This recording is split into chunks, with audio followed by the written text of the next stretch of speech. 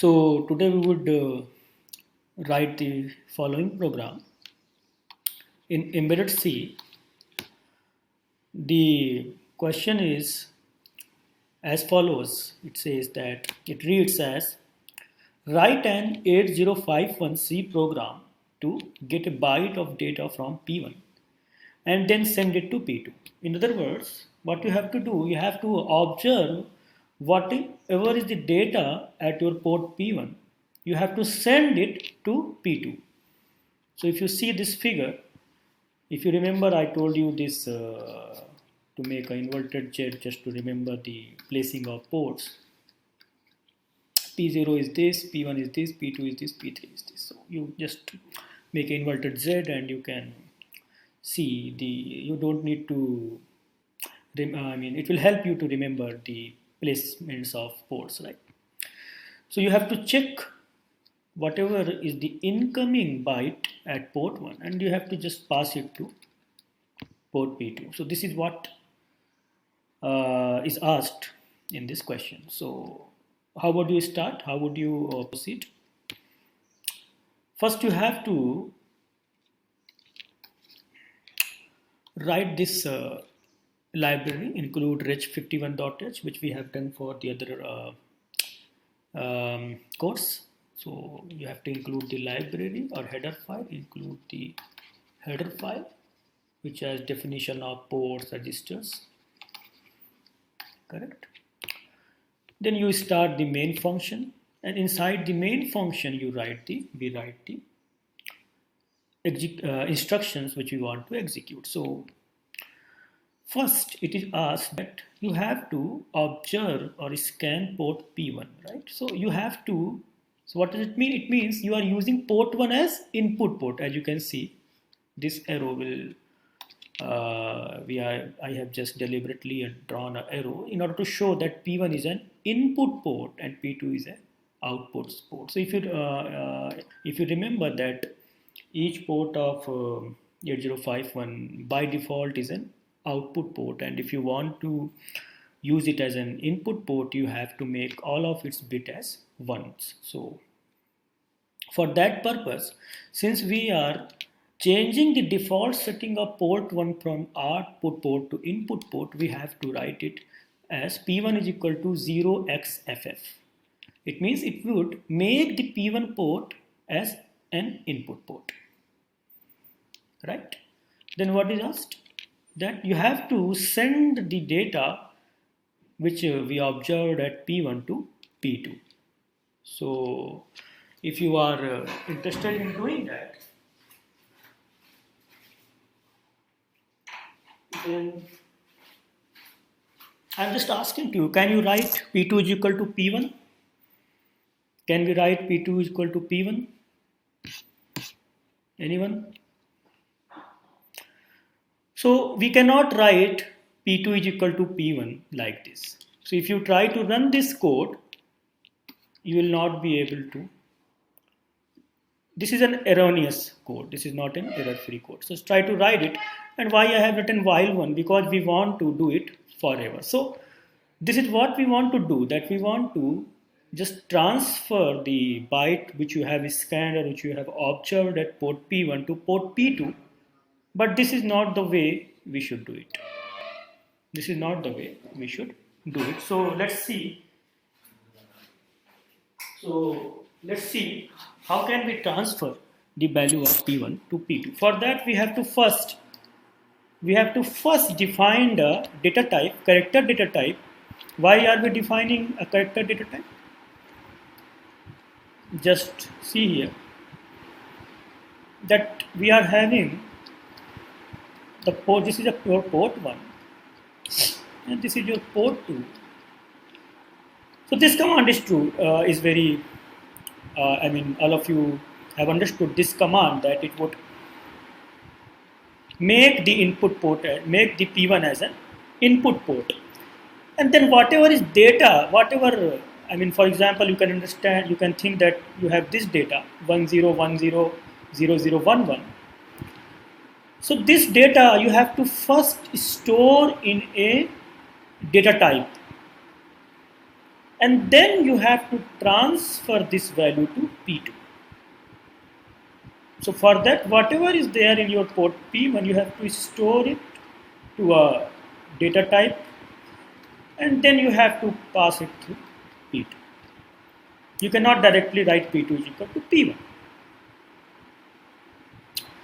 So for this, I have defined a data type of unsigned char. Why I have used unsigned char, not the unsigned int? Because there are 8 pins, so the size of the data type is 8. The maximum size is 8 bits. So character data type will do the purpose, will solve the purpose. So there is no need to define it as an unsigned int. So I have just defined it as an unsigned char. So you can, you can do that as an int, but it will not be a judicious choice of data type.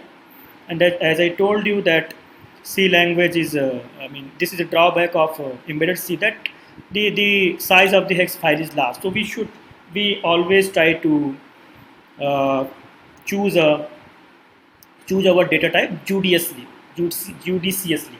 So this is what I am doing here. So we are just defining a data type of type unsigned char, and just the name is my byte. You can give your name also, so it's not a big deal. So you have to just write my byte, then you have defined a character data type, and whatever is there in your port P1, you have to store it into my byte, and then you have to transfer it to P2. So if you run this code, it will work.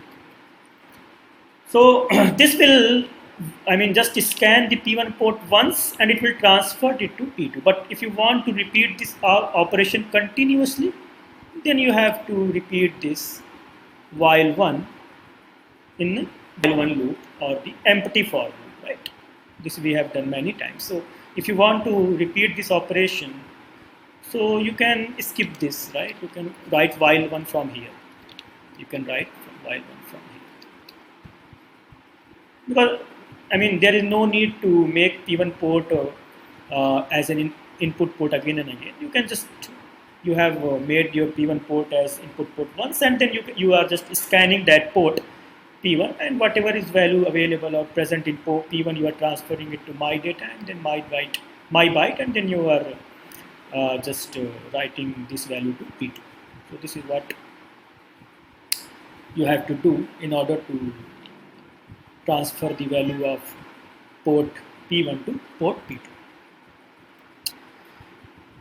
Now let's try to solve one more problem, which says, the problem reads as, write an 8051C program to get a byte of data from P0, and if it is less than 100, send it to P1, otherwise send it to P2. So what we are doing here, this is your microcontroller, and these are the pins, ports, right?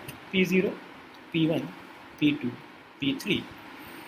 So you are scanning the data available at port P0, and then you are comparing it with the value 100, and if it is less than 100, then you are transferring it to P1, and if it is not less than 100, or if it is more than or get equal to 100, then you are transferring it to P2. So I have written code for this. So this is, you are including the line is including the header file, includes the header file. Then you start writing the main function. And this, why are we writing this? As you can see, the direction here is towards your P0, right? Towards port P0, and by default, each port, P0 is an output port. So you are just converting, or you are making P0 as an input port. So you have first made the P0, the port P0 as input port, and then what you have to do, you have to store the value P0 to some my data, as I told you, and then you compare it if it is less than 100 or greater than equal to 100. And if it is less than 100, we transfer it to P2, else we transfer it to, if it is less than 100, we transfer it to P1, otherwise we transfer it to P2. So this is what we are doing. First, ignore this red, or I will just erase it. So what we are doing that we are just scanning, or we are get a byte from P naught, right? In my byte, we just save the value of P naught, and then we compare the value of my byte with 100. And if it is less than, then we transfer the value of my byte to P1, else we transfer it to P2. This will, I mean, if you are interested only only scanning the port P naught once, then this port will solve the purpose. But if you want to do, in general, we scan the port continuously, right? We don't know when the input will come. So what we will do, we will just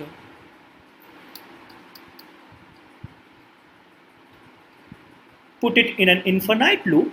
So this is how, I mean, this in embedded system, what happens? We just try to scan some input and accordingly we take action, right?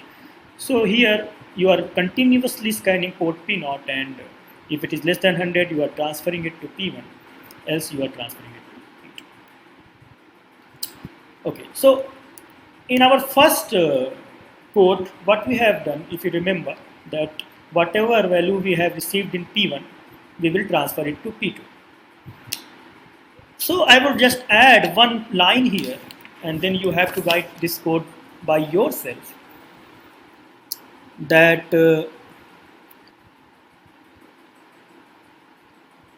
first you get a byte from P1, then you have to wait for half second and then send it to P2. Here what you are doing, you are just taking the value of P1 to my byte and then transferring it to P2. But what we want to put one more block, that we want to introduce a delay of half second. So after writing these three codes, you have to also write this code by yourself, and let's see how many of you are able to write this new code. Okay, thank you.